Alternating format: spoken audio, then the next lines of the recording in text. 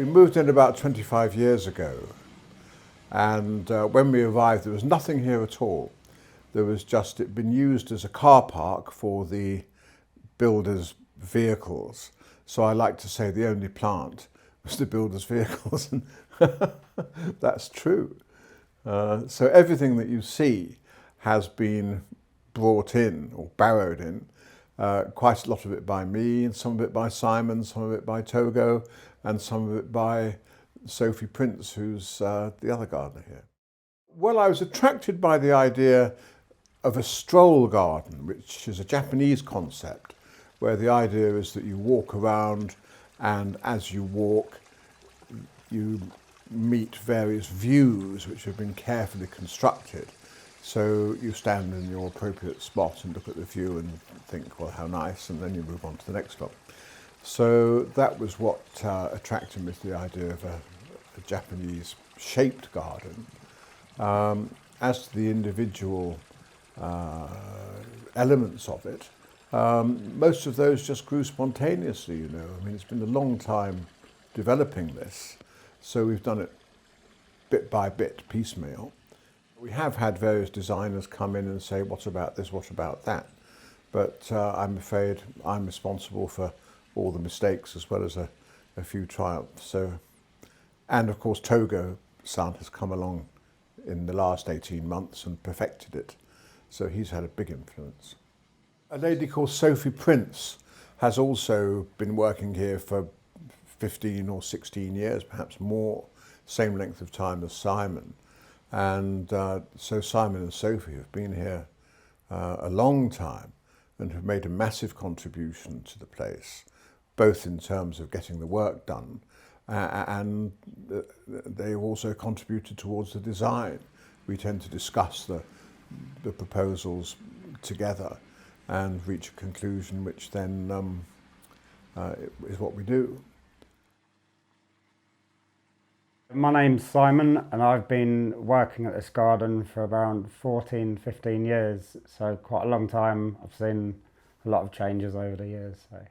Brian's got the overall eye and Togo now, but over the years I've worked with lots and lots of different landscapers, and we are constantly moving stonework, trees, like really heavy objects around, like delicate planting, the bonsais, and we get it done, so yeah.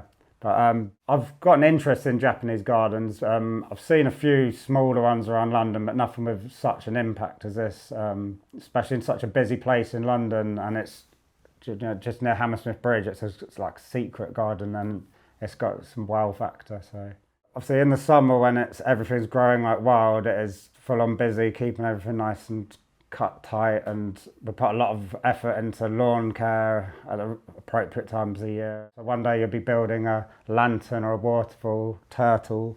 The next day you'll be weeding, hedge trimming, and general garden stuff. I've moved to Tamworth, but I love this garden so much I still travel down here and see my family and stuff. So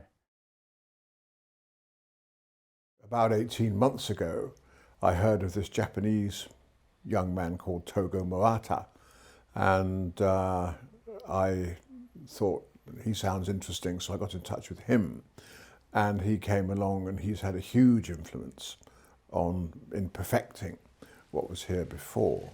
So the good bits mostly belong to Togo.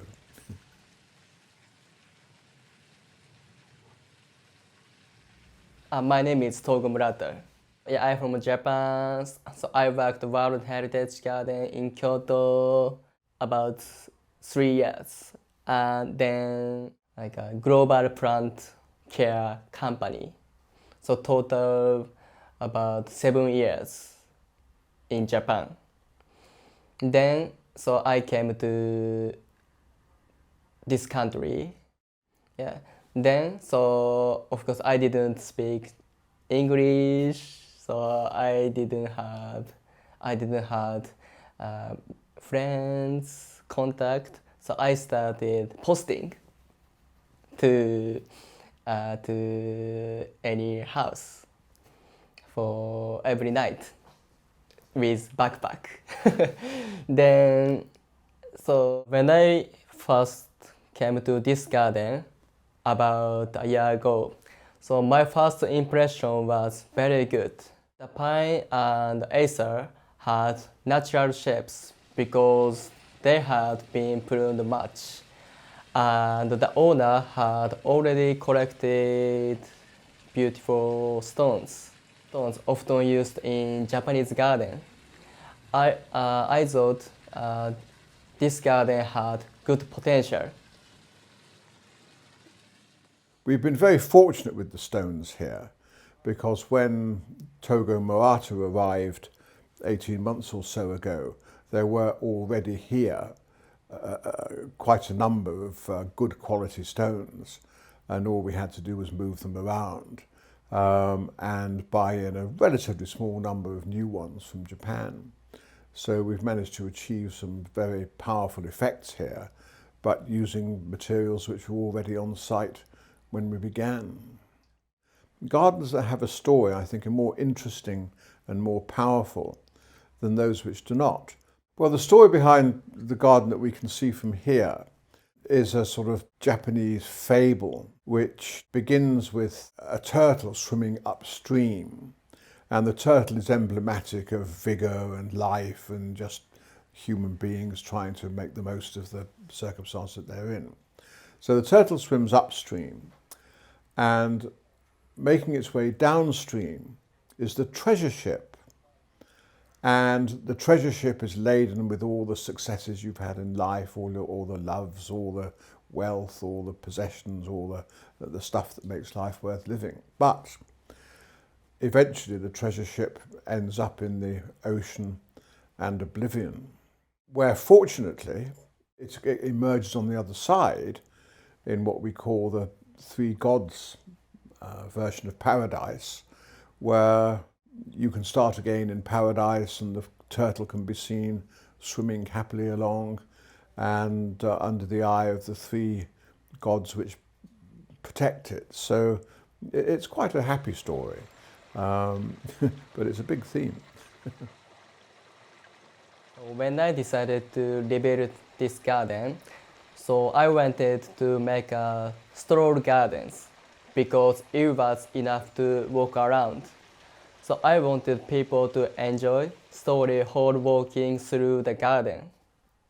In Japanese gardens, a story in the design can surprise visitors and make the garden more special and memorable. So when placing the stones, I didn't just arrange them to look good from the front. I paid attention to angle and depth so they would look beautiful from any direction. I did the same with the plants. Well, now my advice would be to have a word with Togo-san, because he has a wealth of knowledge and knows how to do it without incurring too much time or expense. I definitely encourage people to do it, but be very careful with bonsai because they're very difficult to maintain, and I don't think people are always ready for the commitment involved in keeping them alive. So if you're going to have trees, plant them in the ground rather than in a pot. That would be my one word of wisdom.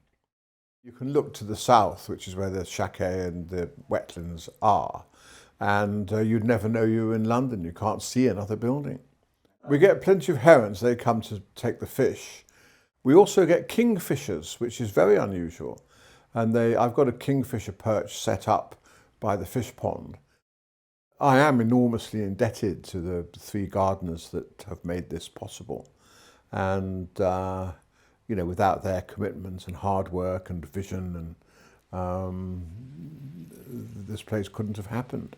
So I think they deserve all the praise that I can give them.